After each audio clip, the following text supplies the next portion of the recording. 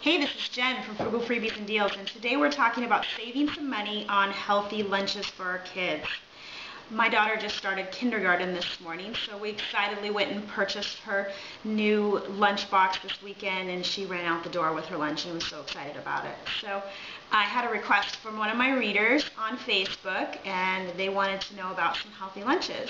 So that's what I thought I would talk about today. Probably the most expensive route to go is to purchase your lunch. The problem with purchasing the lunch too is depending on your school and school district, you also don't really know what your children are eating. They may be eating sweetened milk every day and pizza and tater tots and french fries and fried amounts of food that you really don't want your child eating. They're getting a lot of fat and a lot of carbohydrates that aren't whole grains, and that's not so great for your child. So beyond just the fact that it doesn't cost very much, it may not be the healthiest, like I said, depending on your school district.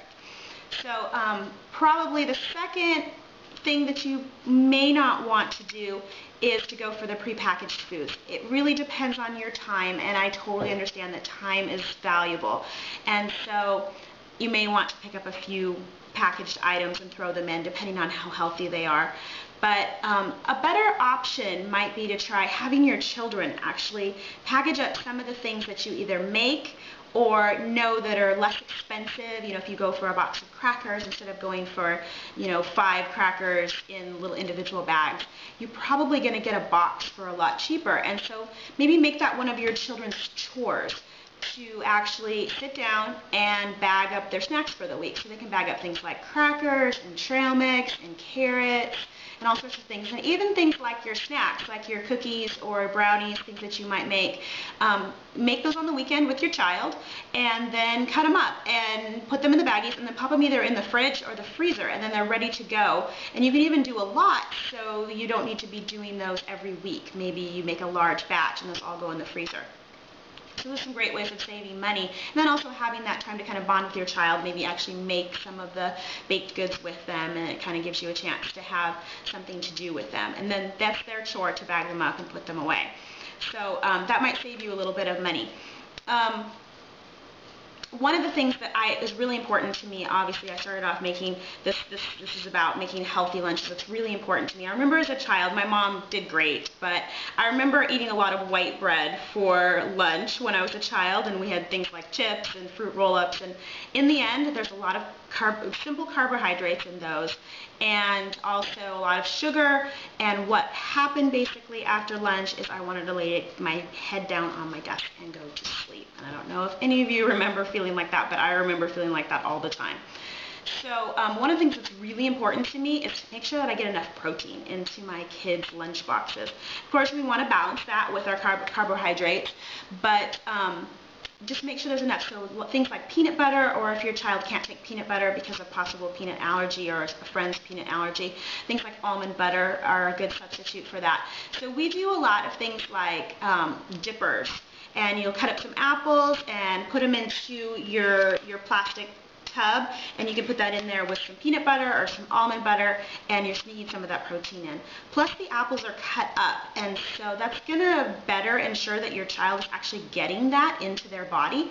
Whole fruits, some children do great with those, but others will take a bite and maybe eat half of it or eat around and just not really get a whole lot of the apple into them. But when you're actually cutting it up in pieces and taking out the core, and it's just really easy for them to eat, you're getting a lot of that nutrition into them. And that's probably one of the best ways to save money, is to not having those foods go into the trash and then they go into your child instead. So that's a little bit of proteins, that peanut butter or almond butter. And then we're also, I've told you before, we're gluten-free, so we don't always do breads. We do a lot of things like crackers, or sometimes we just do straight meat and cheese. My kids are totally fine with it. If you went that route and you're not gluten-free, your kids may or may not like it. So there's some different options that you can do. Like I said, things like crackers or tortillas, and it kind of gives you some different options, to mix with the meat and cheese. But one of the options that I really like to do is, this last year I would take a cheese stick and I would actually wrap the meat around it, so it kind of is a little fun stick of meat and cheese for them to eat. And I would again just put that into a Rubbermaid tub that would fit that item. And my kids really liked it, and the other kids actually liked it too, and so they would all be all excited whenever they'd see my daughter's meat and cheese sticks. at the lunch table. But I wanted to kind of step that up, and I saw a picture on a salad actually the other day of a meat roll-up, and it was kind of a little pinwheel.